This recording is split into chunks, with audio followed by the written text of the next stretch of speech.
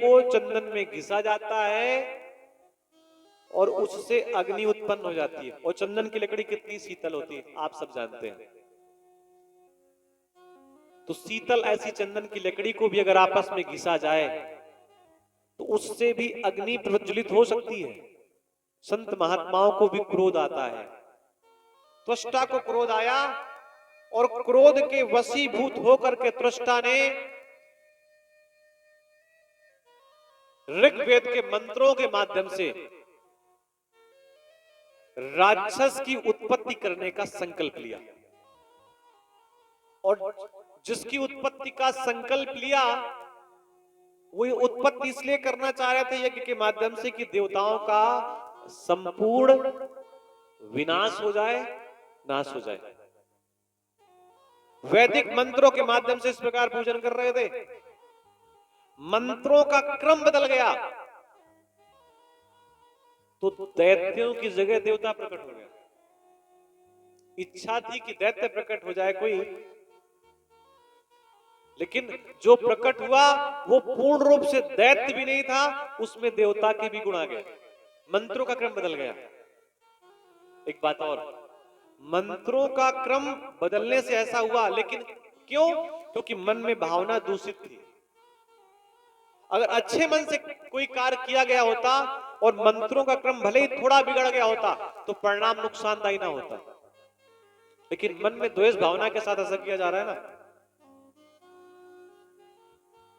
वृत्तासुर नाम का देवता प्रकट हो गया। दैत्य पूरा पूरा उसे पंडित जी नहीं कह सकते, पूरा दैत्य नहीं था वो। पिता से पूछा, पिताजी क्या आदेश है, क्या आज्ञा है? पिता ने आदेश दिया कि पुत्र जाओ और इंद्र का वध कर दो, इंद्र की हत्या कर दो, कुल मिला के देवताओं को नष्ट कर दो। ये पिता ने आज्ञा दी। पिता की आज्ञा का पालन करने के लिए वृत्तासुर ने देवताओं पे आक्रमण कर दिया। और वृत्तासुर पिता का भक्त था और पिता का भक्त होने का परिणाम कि देवता वृत्तासुर से जीत नहीं पाए, सब हार गए, स्वर्ग छोड़ करके भाग गए। देवता रोते रोते विष्णु के पास गए कि भगवान कोई आप ही उपाय बता सकते हैं। विष्णु भगवान ने कहा एक काम करिए, धरती पर चले जाइए, दधीच नाम का एक ब्राह्मण है जो तपस्या कर रहा है, आप उसकी हड्डियां मांग लाइए, उन हड्डियों से वज्र बनाइए और फिर उस वज्र से युद्ध करिए वृत्तासुर से और फिर आप जीत जाएंगे। देवता दधीच के पास गए, हाथ जोड़ करके खड़े हो गए दधीच के पास जाकर के। दधीच ने देवताओं से कहा, पुत्र आप हाथ जोड़े क्यों खड़े? आप तो देवता हैं, आप तो देने वाले हैं, और देने वाला हाथ जोड़ करके खड़ा हो ये ठीक बात नहीं है, इसलिए आप हाथ मत जोड़िए, आप बताइए तो सही आप चाहते क्या हैं? देवताओं ने कहा, ऋषिवर हम कुछ विशेष नहीं चाहते, हम आपकी हड्डियां चाहते हैं। अरे विशेष क्या नहीं चाहते भाई, आप प्राण लेने के लिए आ रहे हैं और आप कह रहे हैं आपको कुछ चाहिए ही नहीं। दधीच ने कहा, हम आपको अपनी हड्डियां दे सकते हैं, बस हमें इतना बताओ कि आत्महत्या करना सबसे बड़ा पाप है, अपने आप को नष्ट करना सबसे बड़ा पाप है। मैं अपने आप को नष्ट कैसे करूं? क्योंकि जब तक मैं अपने आप को नष्ट नहीं करूंगा तुम्हें तुम्हारी हड्डियां नहीं मिलेंगी। देवताओं ने कहा, यही निकट, बिल्कुल निकट जंगल में कई दिन के भूखे सिंह रहते हैं, आप उनके पास चले जाओ, सिंह आपके ऊपर आक्रमण करेंगे, आपका शरीर नष्ट हो जाएगा, हड्डियां में मिल जाएंगी। दधीच सिंहों के पास गए। वृत्तासुर का वध दधीच की हड्डियों से ही इसलिए हो सकता था क्योंकि दधीच ने जीवन में कभी क्रोध नहीं किया था, दधीच ने कभी किसी की हानि नहीं की थी।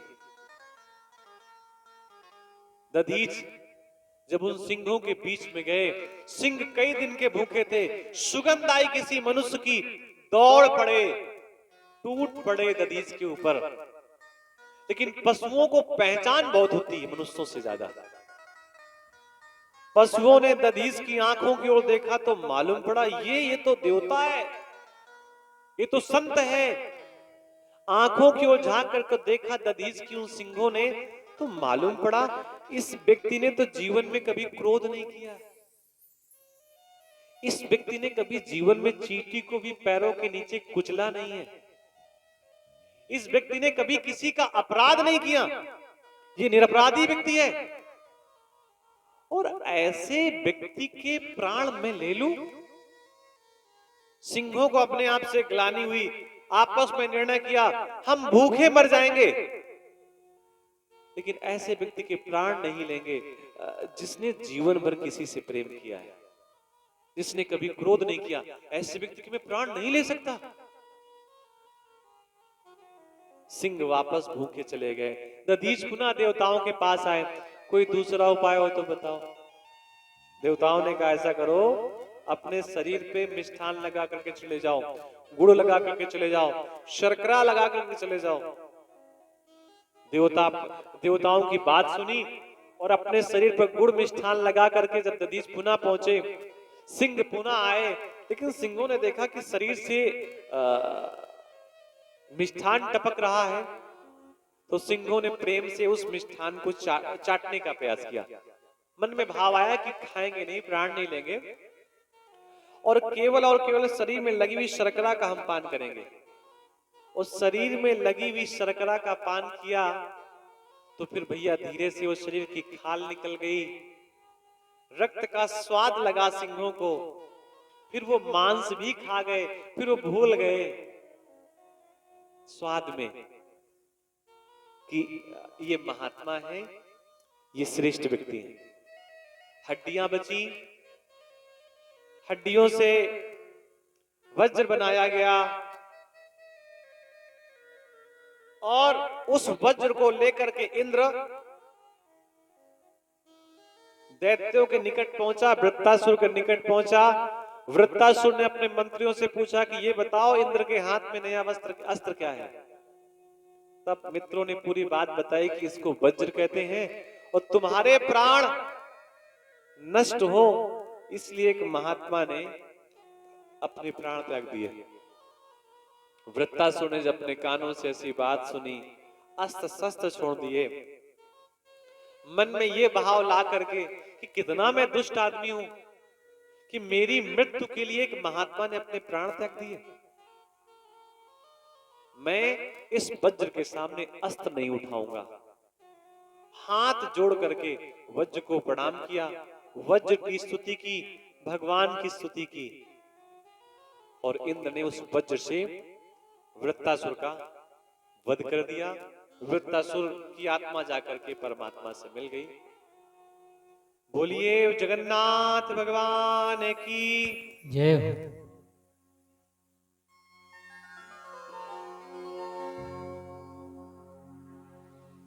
ये अवसर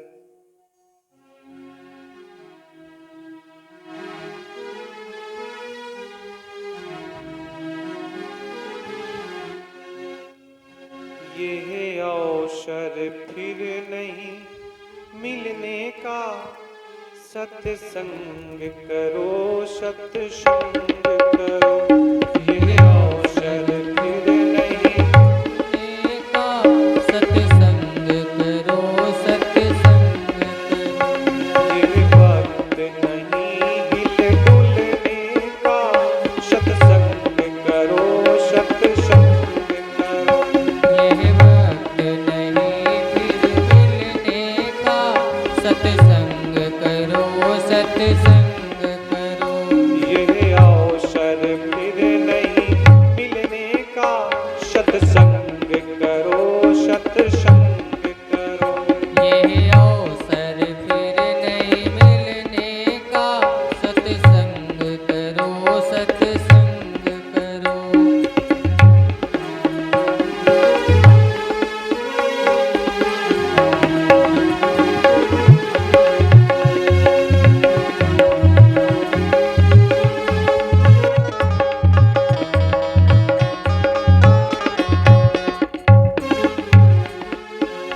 ये अवसर फिर नहीं मिलने का, सत्संग करो सत्संग करो। ये अवसर फिर नहीं मिलने का, सत्संग करो सत्संग करो। ये वक्त नहीं हिल डुलने का, सत्संग करो सत्संग करो। ये वक्त नहीं हिल डुलने का, सत्संग करो सत्संग करो।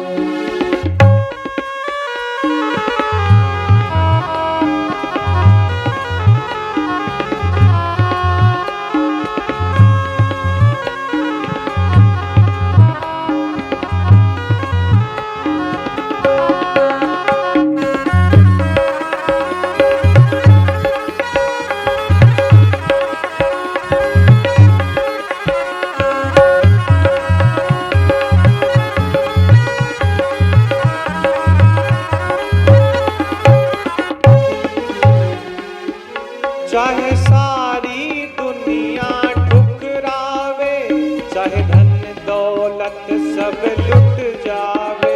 चाहे सारी दुनिया ठुकरावे, चाहे धन दौलत सब लुट जाए। चाहे सारी दुनिया ठुकराए, चाहे धन दौलत सब लुट जाए। चाहे सारी दुनिया ठुकराए, चाहे धन दौलत सब लुट जाए।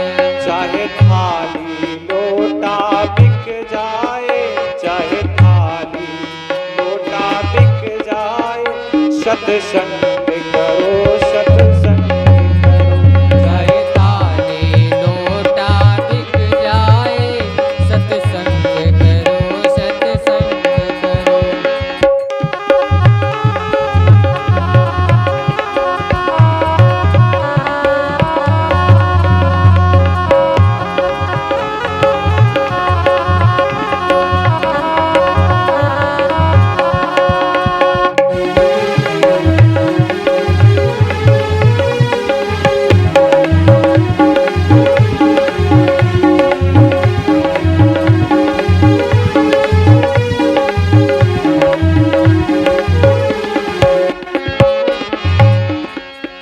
चाहे तन में अधिक बीमारी हो, प्रतिकूल चले नर नारी हो।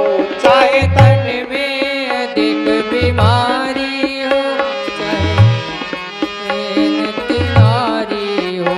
चाहे तन में अधिक बीमारी हो, प्रतिकूल चले नर नारी हो।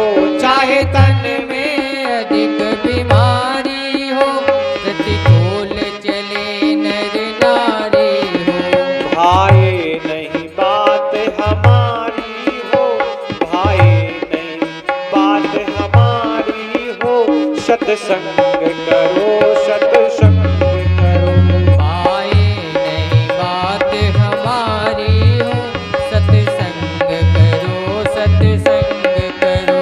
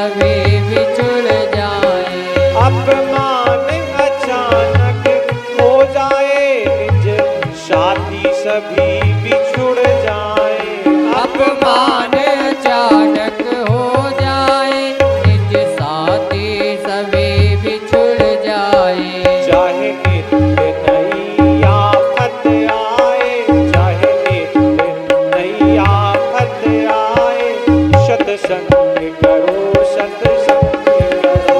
चाहे नित्य नई आफत आए, सत्संग करो सत्संग करो।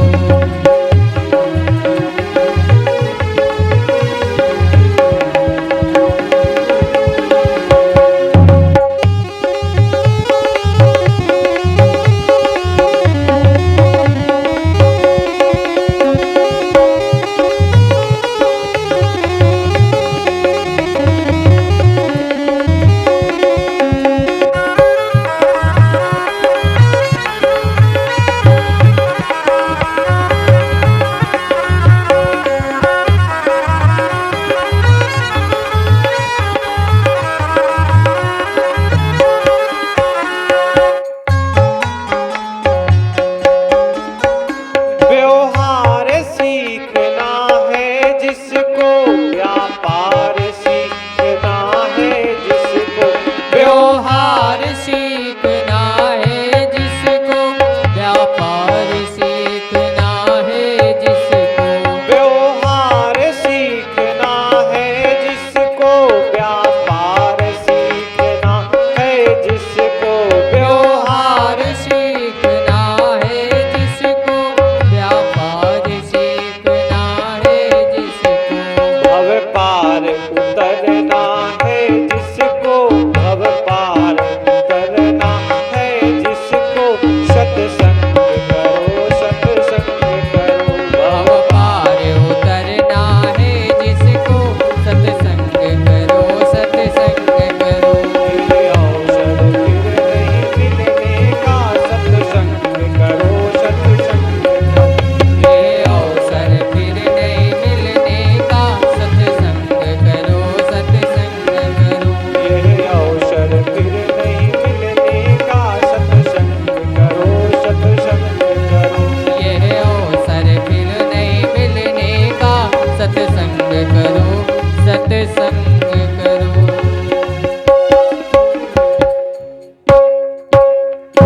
बोलिए जंगलेश्वर महादेव की जय। रोगी रोगात् प्रमुच्येत, भयान मुच्येत भीतियुक। भूत प्रेतादि बाधाभ्य पीड़ितो न भवे नरः। जो शिव का पूजन करता है, शिव महादेव, रोगी रोग से मुक्त हो जाता है, भयभीत व्यक्ति भय से मुक्त हो जाता है, और भूत प्रेत आदि की बाधाओं से भी व्यक्ति मुक्त हो जाता है। ये शिव की पूजा का परिणाम होता है। ये शिव के पूजन के परिणाम का फल है भैया। ऐसा कहा गया कि जो चमेली का तेल, चमेली भाई तेल बहुत प्रकार के होते हैं, इत्र बहुत प्रकार के होते हैं, लेकिन जो चमेली के इत्र से भूत भावन महादेव का पूजन करता है, उसको वाहन का सुख मिलता है। अब इसका मतलब केवल इतना ही नहीं कि चमेली का तेल ही शिव जी को चढ़ाते रहिए, वाहन शिव जी के भेज देंगे आपको। कहने का मतलब है कि चमेली के तेल से भगवान शिव का अगर आप पूजन करते हैं या उनको अर्पण करते हैं, तो महादेव कोई न कोई ऐसी कृपा करेंगे कि आपको रास्ते में खड़े होकर के हाथ नहीं देना पड़ेगा सवारी के लिए। ये शिव को चमेली का तेल अर्पण करने का परिणाम है। राई, राई का जो फूल होता है, काली पीली सरसों का जो फूल होता है, अगर वो सरसों का फूल महादेव के ऊपर अर्पण किया जाए तो भयानक से भयानक शत्रु बाधा में लाभ मिलता है। आप कहेंगे कि अपने मन से कह रहे होंगे, ना, ये पुराण कह रहा है, शास्त्र कह रहा है। राई के फूलों से अगर महादेव का पूजन किया जाए तो शत्रु आप पर हावी नहीं हो पाएगा।